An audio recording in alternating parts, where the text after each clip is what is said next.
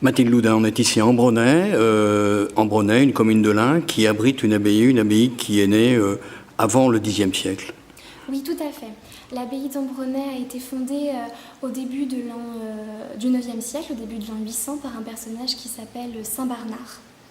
Et donc une abbaye qui a eu un rayonnement très large qui dépassait le département de l'Ain qui à ce moment-là n'existait pas. Oui, tout à fait.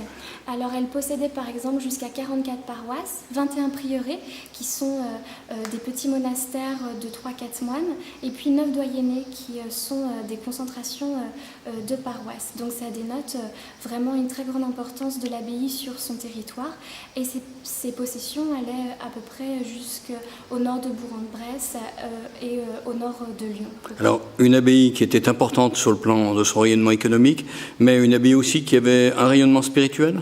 Oui, tout à fait. Donc, en effet, on voit son rayonnement économique puisque du coup, elle récupère toutes les richesses de ses dépendances et de ses possessions.